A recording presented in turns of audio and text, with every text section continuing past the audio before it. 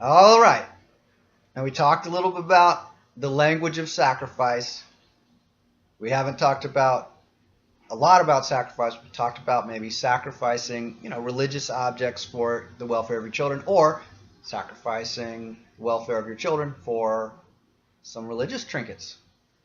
Maybe 2,000-year-old, 6,000-year-old, 200-year-old. All right. So I was talking about Hebrew prophets, famous Hebrew prophets. As you know, there have been a few famous Hebrew prophets. So when I say famous Hebrew prophet, you might think of a painting, or when I say think of a painting of a famous Hebrew prophet, you might think of a painting of a crucifixion of a very famous Hebrew prophet, perhaps the most famous Hebrew prophet of all. Or you might think of a painting of a famous Hebrew prophet who saved humanity from a dangerous flood. Many prophets have been called saviors, including for things like saving a very small select group of people from a danger that killed millions of other people, and this one prophet was able allegedly to save several people. Who did Noah save?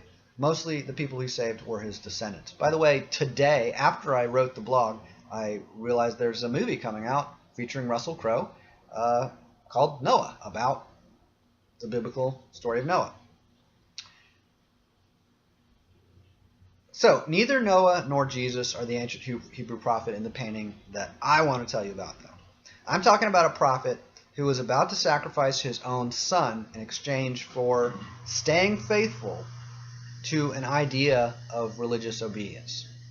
So this prophet's about to sacrifice his son in order to remain faithful or loyal to an idea of religious obedience, some ideal. That's the super short version. I'm talking about a painting or a blurry photograph, scanned image of a blurry photograph of a corner of a painting about the prophet Abraham. All right, I'm talking about a story of a scanned image of a fuzzy photograph of a section of a painting about Abraham. The scanned image has this long caption under it, which I'm about to share with you. It says, "This myth trains people to be willing to sacrifice their descendants in the service of a religious ideal. Some ways of focusing on this myth may be for triggering in people a sense that the lives of their own children are in danger and may need to be sacrificed, and that the religious ideal is so valuable that they would even sacrifice their own children in order to be loyal to the religious ideal." So obedience to the congregation or the group, the church, the synod, the community, obedience to the congregation and the will of the congregation, the welfare of the congregation, is presented as clearly more important than the life of a single child. Abraham is heroic because he's willing to sacrifice his own descendant for the good of the religious ideal. So could it be that a single child would ever be sacrificed by a parent? Well, of course. Parents may intentionally favor risking one child's welfare in order to protect younger children or the extended family, like a bunch of cousins and so on. For instance, a strong young man may be sent into danger to be a guardian of the family or the clan. That could be in the case of wars, skirmishes, going to see what that sound is in the woods. Is it a bear? Is it a wolf? Take your gun and drive off the threat, or take your weapon. So now back to William Penn. He was a British soldier, and I have a picture of him at age 22. In Great Britain, a few hundred years ago, in the time of William Penn, there was a law requiring everyone to swear an oath of loyalty to the king. The unusual thing here is, instead of swearing an oath of loyalty to the Pope, it was an oath of loyalty to the king, because the King of England had just issued a Declaration of Independence from the Holy Roman Empire. By the way, Great Britain is still, to this day, a theocratic monarchy, with the head monarch recognized as the official head of both the government and of the Church of England. So a long time ago, a crime was created by British royalty in regard to failing to swear loyalty to the king. So anyone who, let's require everybody to swear loyalty to the king, and anybody who doesn't do it, like Catholics, Irish Catholics over there in Ireland, it was a territory that Britain had invaded, and occupied. Um, they were going to, challenge these people who had been Catholics to swear allegiance to the king. Many people complied, but many people from a particular religious group refused to swear any oath, citing a passage from their Bible, their scriptures that they considered sacred, that prohibited the swearing of oaths, or at least that's how they interpreted it. These men were amongst Quakers. The men of these rebellious Quaker households, I guess only men had to swear loyalty to the king. I don't know that anybody else was considered especially important, frankly. Children and women were, I don't know if they were required to swear oaths of loyalty. But the men of the rebellious Quaker households were put in jail for treason, for disobedience or disloyalty. They were going to be kept in jail until they died, which they knew. So this is something I learned through some participation in the Quaker tradition, with Quaker religious assemblies, meetings. So in those days in England, keeping the father in jail would likely lead to the impoverishment and death of all of the rest of the family, because the father was the one promoting the economic well-being of the household. So the courts allowed for an exception that would allow for the release of the rebellious father who was still not swearing an oath of allegiance to the king but would be let out of jail. The men could continue to honor their interpretation of their sacred scripture and still also be let out of jail on one condition: if they just sacrificed another family member to replace the husband as an inmate in the king's dungeons. Typically, in order to promote the interests of the entire family, the youngest female member of the Quaker family in Britain at that time was presented to the court in a prisoner exchange for the release of her father. The young girl was offered as a sacrifice. And given the conditions of the king's prison, the daughter typically lived between a few months and a few years before dying. So a child was sacrificed by the family for the preservation and promotion of the interests of the family, for the survival of the rest of the family, the other children, and so on. Many Quaker families, after being reduced in size by one daughter, fled to North America, especially Pennsylvania. However, oddly enough, even though being a Quaker in Great Britain was tricky, you could do it if you swore an oath of loyalty to the king. I don't know if that meant you would not be accepted by the Quakers, the other Quakers, but if you had a Quaker interest and belief system and privately had those beliefs, but publicly swore an oath of loyalty to the king, I think that the British people would be fine with that. I'm not really sure. But being a Quaker in Massachusetts was not welcome. It was even less welcome, perhaps, than in Great Britain. So in Massachusetts, the Puritans dominated everything, politics, etc. Virginia was also harsh, but maybe more like Britain, or actually even less harsh than Britain. There was a death penalty issued in Virginia in 1659 for the crime of being a Quaker. So, or it was criminalized in 1659 in Virginia to be a Quaker, and the punishment was the death penalty. So, a century later, U.S. President and famous Virginian Thomas Jefferson was also famous for his prejudice against Quakers, not just in Virginia, but throughout the states. So Quakers were banished from this going back to the middle 1600s, the 17th century. Quakers were banished from the state of Massachusetts and Virginia, and some Quakers failed to leave or dared to return after being banished and were executed in Massachusetts for the crime of spreading Quaker principles, unlicensed publishing. So it was illegal to just publish something. Like you couldn't make copies of a newsletter and distribute it to people without a license. That was a crime. So that was prior to the existence of the United States.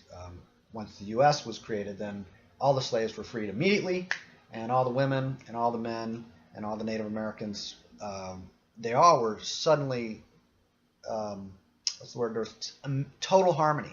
So you had like British colonial, and then everything was great. Is that now that might be a little bit. Am I oversimplifying a little bit when I say that? Okay, I'm oversimplifying. So I might be oversimplifying. So maybe there's a few details I'm leaving out. Okay, now back to the politics of 1666. Here's some perspective. This is from a Wikipedia article. And I also have a link right there to the persecution of Quakers in the British colonies of North America in the 17th century, if you care.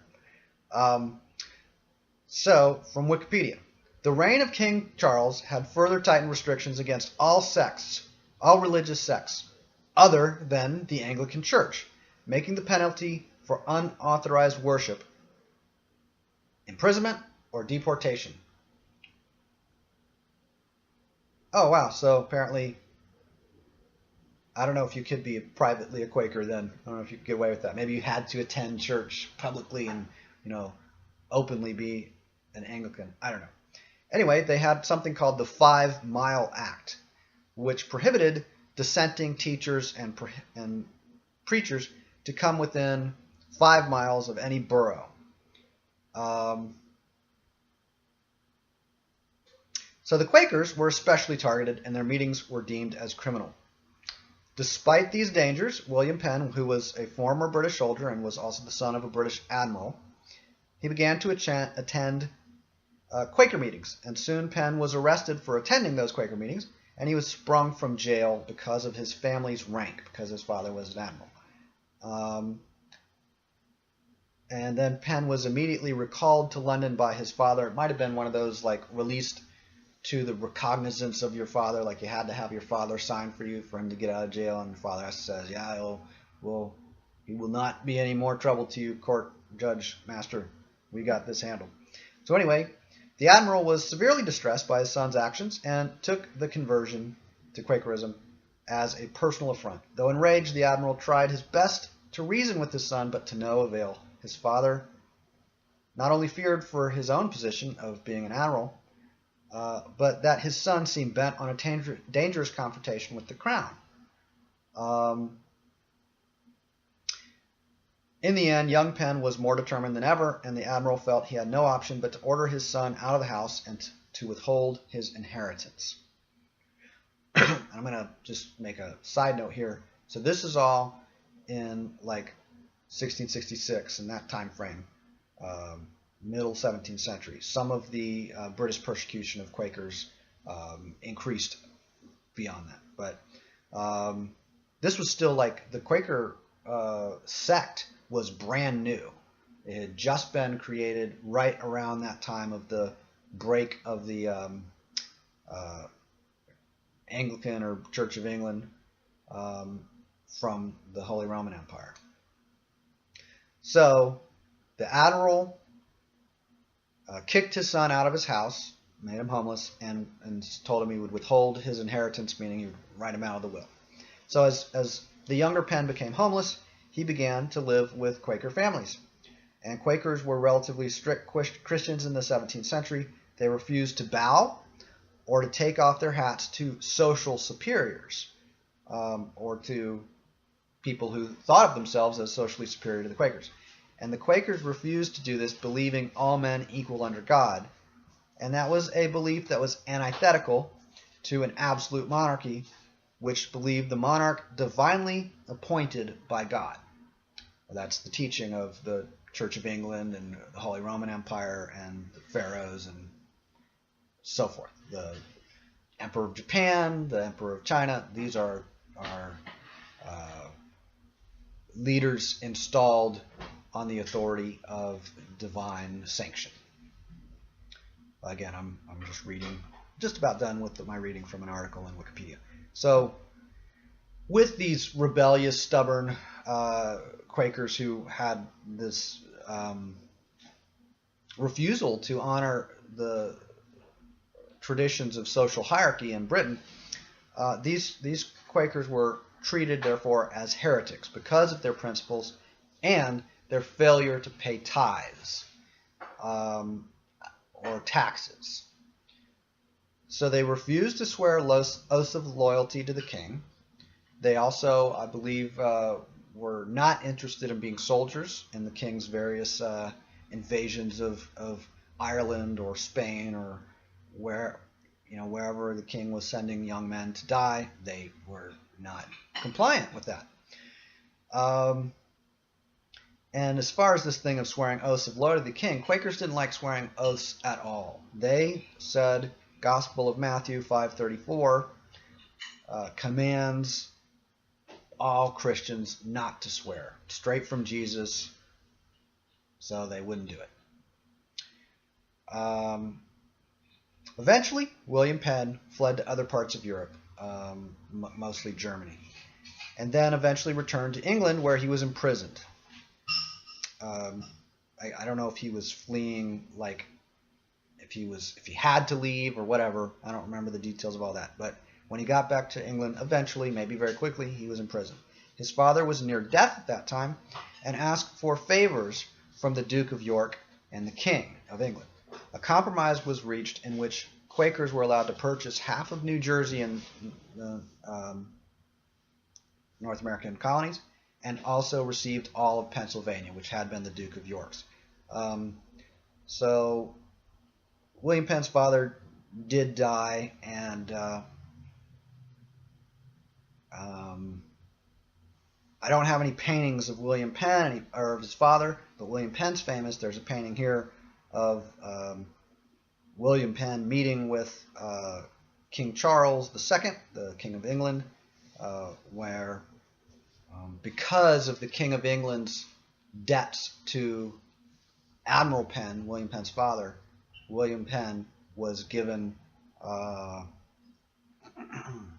Pennsylvania. And I think that this was a pretty attractive thing for the King of England, because this meant that William Penn was going to leave England. And in Britain, they started pushing harder and harder on the Quakers to get out and go anywhere else, like follow that horrible criminal William Penn to North America. So it's interesting, because I just thought now, we tend to think of Australia as a place where British criminals were sent. Well, we don't think of Quakers fleeing from religious persecution as criminals, because they weren't sent in prison ships. They were actually more told, we're going to, start reducing your family size by way of death if you don't get out of Europe or get out of England. So they were not petty criminals. They were not necessarily convicted of anything at all, but being a Quaker was criminal. Even in Massachusetts, so they had to, in Virginia, so they had to have other states that were preserves or sanctuaries for the oddball Quakers. And of course, Pennsylvania became a destination for lots of Christian sects. The Amish, the Mennonites, the Luddites, all the Pennsylvania Dutch folks are originally more or less Dutch and came to Pennsylvania. There's a lot of German influence as well. So all of that stuff, the history of William Penn and the story of Abraham and the story of that Jesus guy and the, who was the other one? Noah. All that may be interesting, but how is it relevant to the well-being of your descendants or my descendants? Some people have been willing to sacrifice one of their children in order to promote an escape from tyranny for the rest of the family, like some of the Quaker families did.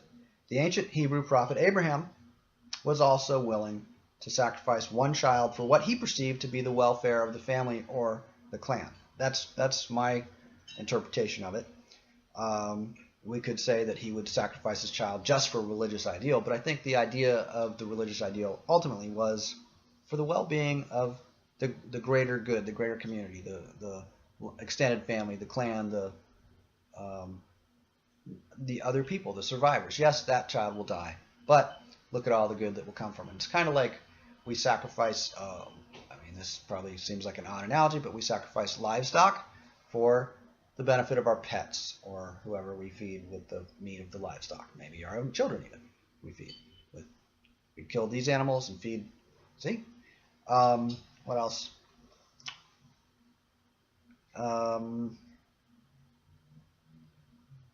So what if someone was willing to save their entire family without fleeing the country by sacrificing their loyalty to an old fuzzy painting of a translated scripture about a scanned photograph?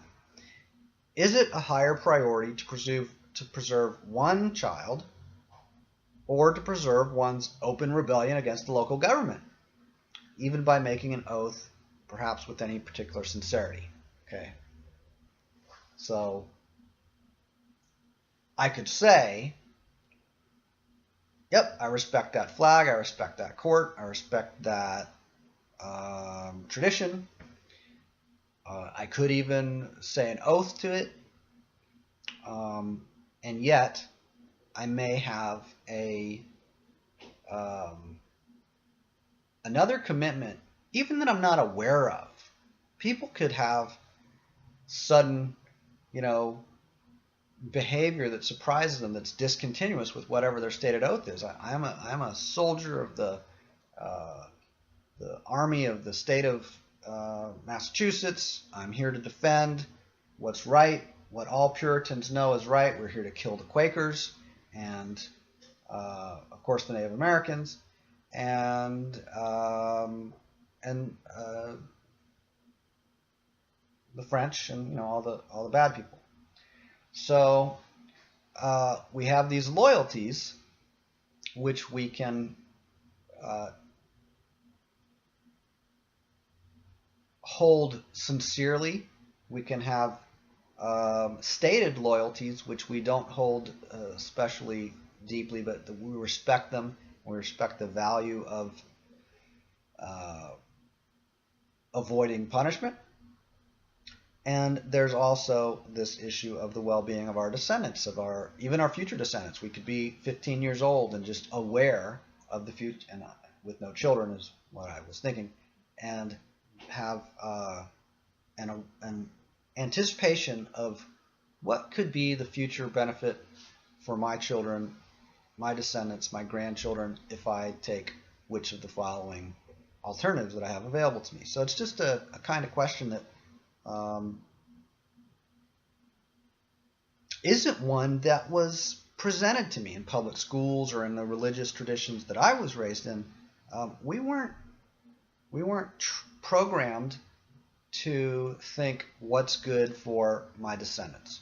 We were programmed to do certain behaviors for the benefit of the state of Massachusetts or for the benefit of the Social Security system, of the Puritan Relief Society, or whatever it may be. So I do want to just switch to another video here.